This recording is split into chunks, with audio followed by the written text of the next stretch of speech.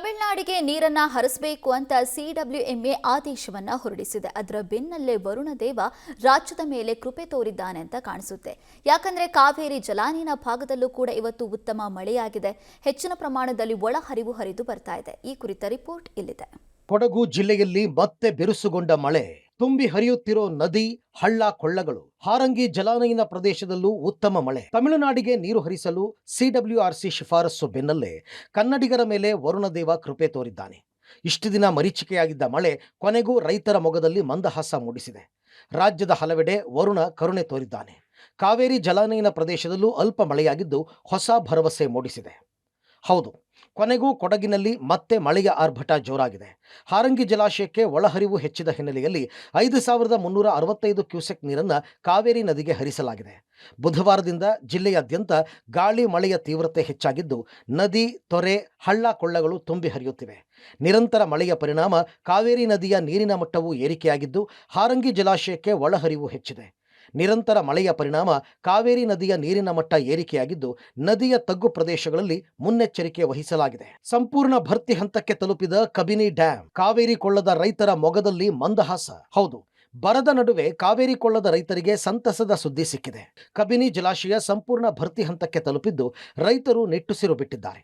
ಕಬಿನಿ ಜಲಾಶಯದ ಒಳಹರಿವು ಹೆಚ್ಚಳ ಆಗಿದ್ದು ಒಂದೇ ದಿನ ಜಲಾಶಯದಲ್ಲಿ 2 ಅಡಿ ನೀರು ಹೆಚ್ಚಳ ಆಗಿದೆ. ಇದರಿಂದ ಕಾವೇರಿ ಕೊಳ್ಳದ ಮೊಗದಲ್ಲಿ ಮಂದಹಾಸ ಮೂಡಿಸಿದೆ. ಪಶ್ಚಿಮ ಘಟ್ಟಗಳಲ್ಲಿ ಅಬ್ಬರಿಸಿದ ವರುಣ ಕೊನೆಗೂ ನಿಟ್ಟುಸಿರು ಬಿಟ್ಟ ಕುಂದಾನಗರಿ ಜನ. ಡ್ಯಾಂ ಭರ್ತಿ, ಜಲಪಾತಗಳಿಗೆ ಜೀವಕಳೆ. ಪಶ್ಚಿಮ ಘಟ್ಟ ಪ್ರದೇಶಗಳಲ್ಲಿ ಕಳೆದ ಕೆಲ ದಿನಗಳಿಂದ ಸುರಿಯುತ್ತಿರುವ ಭಾರೀ ಮಳೆಯ ಪರಿಣಾಮ ಬೆಳಗಾವಿ ತಾಲೂಕಿನ ರಕ್ಕಸಕೊಪ್ಪ ಜಲಾಶಯ ಸಂಪೂರ್ಣ ಭರ್ತಿಯಾಗಿದೆ. ಜಲಾಶಯ ಸಂಪೂರ್ಣ ಭರ್ತಿಯಾಗಿದ್ದರಿಂದ ಬೆಳಗಾವಿ ಮಹಾನಗರದ ಜನರು ನಿಟ್ಟುಸಿರು ಬಿಡುವಂತಾಗಿದ್ದು ಮುಂದಿನ 1 ವರ್ಷದವರೆಗೆ ಕುಡಿಯುವ ನೀರಿನ ಸಮಸ್ಯೆ ಎದುರಾಗುವ ಸಾಧ್ಯತೆ ಇಲ್ಲ ಎಂಬ ವಿಶ್ವಾಸ ಮೂಡಿದೆ. ಪಶ್ಚಿಮ ಘಟ್ಟದಲ್ಲಿ ಕೊಂಚ ವಿರಾಮ ಕೊಟ್ಟಿದ್ದ ಮಳೆ ಅಬ್ಬರ ಮತ್ತೆ ಜೋರಾಗಿದೆ. ಬೆಳಗಾವಿ ಜಿಲ್ಲೆ ಗೋಕಾಕ್ ಜಲಪಾತದಲ್ಲಿ ನೀರು ಮೈದುಂಬಿ ಹರಿತಾ ಇದೆ. ಮಳೆ ಹೆಚ್ಚಾದ ಹಿನ್ನೆಲೆಯಲ್ಲಿ ದೃಶ್ಯ ವೈಭವವೇ ಸೃಷ್ಟಿಯಾಗಿದ್ದು 171 ಅಡಿ ಮೇಲಿನಿಂದ ನೀರು ಹಾಲ್ನೊರೆಯಂತೆ ಧುಮ್ಮಿಕ್ಕುತ್ತಿದೆ. ಮಳೆಯಿಂದಾಗಿ ಜಲಪಾತಗಳಿಗೆ ಜೀವಕಳೆ. ಧುಮ್ಮಿಕ್ಕುತ್ತಿರೋ ಬಟವಾಡೆ ಜಲಪಾತ. ಬಿಟ್ಟು ಬಿಡದೆ ಸುರಿಯುತ್ತಿರುವ ಮಳೆಯಿಂದ ಬೆಳಗಾವಿ ಜಿಲ್ಲೆ ಜಲಪಾತಗಳಿಗೆ ಜೀವಕಳೆ ಬಂದಿದೆ. ಖಾನಾಪುರ ತಾಲೂಕಿನ ಬಟವಾಡೆ ಜಲಪಾತ 50 ಅಡಿ ಮೇಲಿಂದ ಧುಮ್ಮಿಕ್ಕುತ್ತಿದೆ. ಜಲಪಾತಗಳಿಗೆ ಜೀವಕಳೆ ಬಂದರೂ ಪ್ರವಾಸಿಗರಿಗೆ ಮಾತ್ರ ತೀವ್ರ ನಿರಾಸೆಯಾಗಿದ್ದು ಜಲಪಾತಗಳ ಪ್ರವೇಶಕ್ಕೆ ಅರಣ್ಯ ಇಲಾಖೆ ನಿರ್ಬಂಧ ವಿಧಿಸಿದೆ.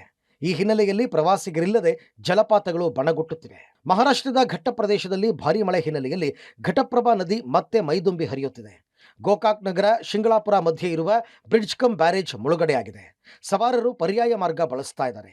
ಮಳೆ ಮುಂದುವರಿದ ಹಿನ್ನೆಲೆಯಲ್ಲಿ ನದಿ ಹಾಗೂ ಜಲಪಾತಕ್ಕೆ ಜೀವಕಳೆ ಬರಲಿದೆ. ಕೃಷ್ಣಾ ನದಿ ಭಾಗದಲ್ಲಿ ಉತ್ತಮ ಮಳೆ ಹಿನ್ನೆಲೆಯಲ್ಲಿ ಜಲಾಶಯಗಳು ಭರ್ತಿ ಹಂತಕ್ಕೆ ತಲುಪಿದೆ.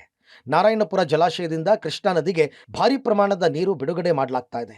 ಹೀಗಾಗಿ ರಾಯಚೂರು ಜಿಲ್ಲೆಯಲ್ಲಿ ಕೃಷ್ಣಾ ನದಿ ಮೈದುಂಬಿ ಹರಿತಾ ಇದೆ.